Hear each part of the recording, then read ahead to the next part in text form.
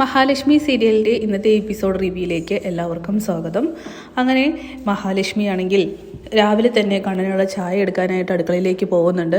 അപ്പോൾ കാണുന്ന കാഴ്ച എന്ന് പറയുന്നത് കരുണയാണെങ്കിൽ ഉണ്ണിയുമായിട്ട് വഴക്കിയിട്ട് താഴത്തെ ഹാളിൽ സോഫയിൽ അങ്ങനെ കിടക്കുന്നതാണ്.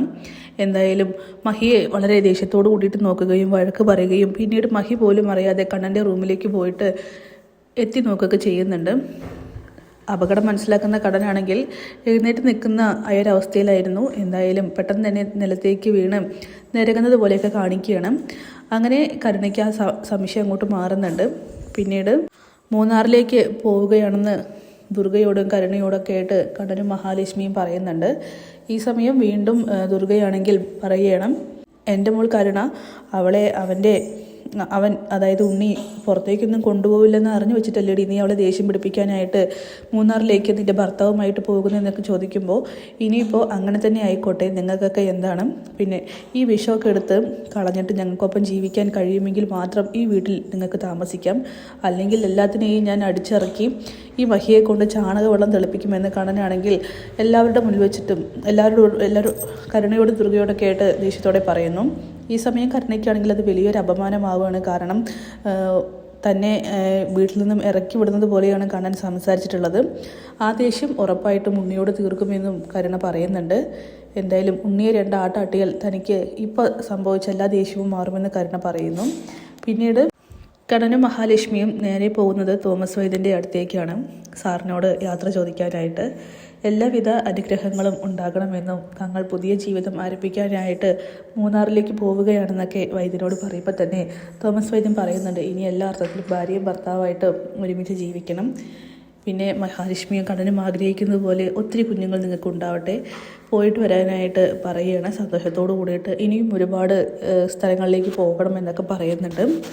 എന്തായാലും അവിടെ നിന്ന് നേരെ കണ്ണനും മഹിയും പോകുന്നത് നമ്മുടെ അനന്തുവിൻ്റെയും ലേഖയുടെയും വീട്ടിലേക്കാണ്. അവിടെ എത്തുമ്പോൾ തന്നെ കണ്ണനാണെങ്കിൽ ഒരു കോള് വരുന്നുണ്ട്.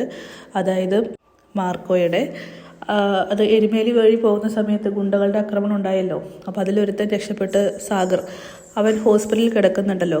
അപ്പോൾ അവന് സുഖം പ്രാപിച്ചു വന്നുവെന്നും സംസാരിക്കാനുള്ള ഒരു ശേഷിയൊക്കെ തിരിച്ചു കിട്ടിയെന്നൊക്കെ പറയുകയാണ് മാർക്കോ. ഇത് കേൾക്കുമ്പോൾ തന്നെ കണ്ണൻ പറയുന്നുണ്ട്, അതിപ്പോൾ പണിയാവുമല്ലോ അവന്. ഞാൻ എഴുന്നേറ്റ് നടക്കുന്ന കാര്യം, അതായത് നടക്കാൻ തുടങ്ങിയ കാര്യം അവനറിയാം. ഉറപ്പായിട്ടും മേഘനാഥനോട് അത് പറയാൻ ചാൻസ് ഉണ്ട്. എത്രയും പെട്ടെന്ന് ഹോസ്പിറ്റലിൽ ചെന്ന് അവനെ കാണേണ്ടി വരുമെന്നൊക്കെ കണ്ണൻ പറയുമ്പോൾ മാർക്കോ പറയുന്നുണ്ട്, അതിനെക്കുറിച്ച് ആലോചിച്ച് സാർ പേടിക്കുക വേണ്ട. എന്തായാലും നിങ്ങൾക്ക് ഓൾ ദ ബെസ്റ്റ്, പുതിയൊരു ജീവിതം തുടങ്ങണം. മൂന്നാറിലേക്ക് പോവുകയല്ലേ, സൂക്ഷിച്ചു പോകണം. ശത്രുക്കൾക്ക് അറിയാമല്ലോ മൂന്നാറിലേക്കാണ് നിങ്ങൾ പോകുന്നതെന്ന്. സാരില്ല, അനന്തപുരിലേക്കുണ്ടല്ലോ, എനിക്ക് കുഴപ്പമില്ലെന്നൊക്കെ കണ്ണനാണെങ്കിൽ പറയുന്നു. എന്തായാലും ഹോസ്പിറ്റലിലെ കാര്യം താൻ നോക്കിക്കോളാമെന്നും പുതിയ ജീവിതത്തിന് വിശ്വാസമൊക്കെ കൊടുത്ത് മാർക്കോയാണെങ്കിൽ ഫോൺ കട്ട് ചെയ്യുകയാണ്. ഈ സമയം മേഘനാഥനാണെങ്കിൽ അവനെ കാണാനായിട്ട്, അതായത് ആ സാഗറിനെ കാണാനായിട്ട് പോകുന്നുണ്ട്. ഹോസ്പിറ്റലിൽ അഡ്മിറ്റ് ആയതുകൊണ്ട് തന്നെ ഹോസ്പിറ്റലിലേക്കാണ് അവൻ പോകുന്നത്. അങ്ങനെ മാർക്കോയും ലോപ്പസും ഇതേ സമയം അവനെ കാണാൻ വേണ്ടിയിട്ട് തന്നെ യാത്ര തിരിക്കുകയാണ്. അങ്ങനെ മേഘനാഥനാണെങ്കിൽ നമ്മുടെ ആ ഒരു സാഗറിനെ കാണാനായിട്ട് എത്തുന്നുണ്ട്.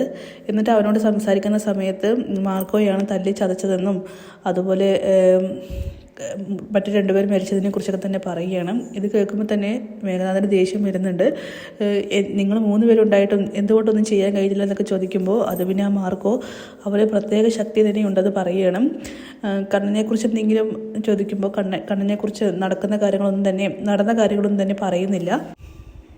എന്തായാലും ആ സാഗറിനെ മാർക്കോയാണെങ്കിൽ മുൻകൂട്ടി കണ്ട് നന്നായി തന്നെ ബ്രെയിൻ വാഷ് ചെയ്ത് വെച്ചിരിക്കുകയാണ്. അതായത് മാർക്കോയാണെങ്കിൽ മേഘനാഥൻ എത്തുന്നതിന് മുമ്പായി തന്നെ അവനെ കാണാനായിട്ട് എത്തുന്നുണ്ട്. എന്നിട്ട് പറയുകയാണ്, കണ്ണൻ സാറ് നടന്ന വിവരം നീ ആ മേഘനാഥനെ അറിയിക്കുകയാണെങ്കിൽ ഇപ്പം കിടക്കുന്ന കിടപ്പേ അങ്ങ് മേലോട്ട് പോകും, മറ്റു 2 പേരും പോയതുപോലെ. അതുകൊണ്ട് സത്യങ്ങൾ തുറന്നു പറയാതിരിക്കുന്നതായിരിക്കും നിനക്ക് നല്ലത്. ഇനി ഇവിടെ നിന്ന് ഡിസ്ചാർജ് ചെയ്താൽ നേരെ പണിയെടുത്ത് ജീവിച്ചോളണം. അറിയാമല്ലോ മറ്റു 2 പേരുടെയും ഗതി. അതുപോലെ വേണ്ടെങ്കിൽ പറയുന്നത് അനുസരിക്കണം എന്നൊക്കെ പറഞ്ഞ് ആ സാഗറിനെ ഭീഷണിപ്പെടുത്തിയിട്ടുണ്ടായിരുന്നു ആദ്യം തന്നെ. അതുകൊണ്ട് തന്നെ മേഘനോട് സത്യങ്ങളും തന്നെ ആ സാഗർ എന്ന് പറയുന്ന ഒരുത്തൻ പറയുന്നില്ല.